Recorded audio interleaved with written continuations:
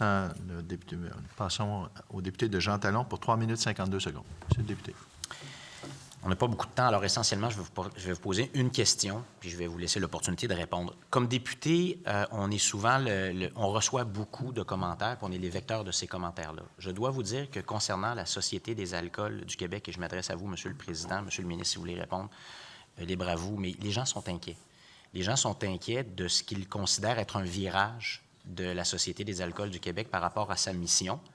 Je vous ai déjà posé la question, vous dites non, la mission, elle est toujours là, mais dans les faits, on vient de parler, par exemple, du centre de distribution. C'est important de mentionner qu'au départ, c'était 48,5 millions. Là, c'est passé à 300 millions. Il y en a qui disent que c'est très cher payé et que ça va signifier un effritement des services en région. La santé publique s'inquiète. Les gens qui sont, par exemple, l'Association pour la santé publique du Québec et une grande coalition s'inquiètent des effets sociétaux, des changements que vous êtes en train d'opérer. Il y a des fermetures de succursales, notamment en région et dans des quartiers. J'en ai dénoncé dans la capitale nationale, alors que ce sont des succursales qui sont rentables. On fait appel à de grandes multinationales comme Uber Eats, alors que des producteurs locaux disent que c'est un parcours du combattant pour réussir à trouver leur chemin sur les étagères de la Société des alcools.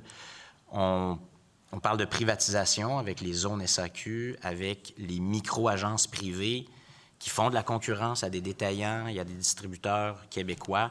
On parle beaucoup d'une mission qui est de plus en plus commerciale et de moins en moins centrée sur ces autres aspects de la vitalité régionale. Qu'est-ce que vous répondez à ces gens qui sont très nombreux aujourd'hui à s'inquiéter de ce qui se passe à la Société des alcools du Québec? OK. Je vais prendre les 20 premières secondes, puis je vais laisser notre PDG décliner chaque initiative qui reçoit son lot d'approbation et de critiques. La société change, la consommation de l'alcool change. Moins de consommation, les jeunes ne vont pas dans les succursales de la SAQ et donc il y a moins de consommation, puis la composition de la population se modifie. Alors, si la Société des alcools reste figée, puis qu'elle dit « nous », on ne change pas, mais la société change. À moyen terme, c'est le monopole qui va être menacé parce que la société évolue, la consommation évolue. Donc, la SAQ doit se transformer dans le respect de sa mission. Vous pouvez y aller pour chacune des initiatives que vous déclinez sous cette tendance. Absolument. Et comme Monsieur le ministre le rappelle, ce qu'on a mis à disposition du public très récemment, c'est notre plan stratégique.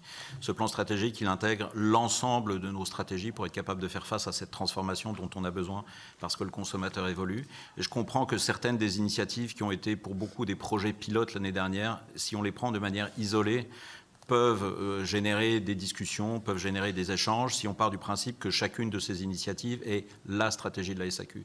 La stratégie de la SAQ, c'est d'offrir un accès inégalé à la plus grande variété de boissons alcooliques, et ça se passe d'abord et surtout dans nos succursales. Ce sera complété par quelques initiatives avec des partenariats comme ils existent déjà depuis longtemps. On a des agences depuis les années 80, donc faire des zones SAQ, c'est une déclinaison de ces agences. Travailler avec des partenaires de livraison, on le fait déjà depuis de nombreuses années, on étend avec un service au travers des plateformes collaboratives. Mais je veux le redire parce que c'est très important, l'essentiel de notre activité continuera d'être l'excellent service qui se passe dans nos succursales et l'équilibre qu'on y trouve, parce que la raison pour laquelle on a une société d'État qui s'occupe de l'alcool, c'est parce qu'on doit balancer cet équilibre entre la capacité à mettre à disposition et à commercialiser un produit pas banal, au même moment que s'assurer que la santé publique soit considérée dans nos actions.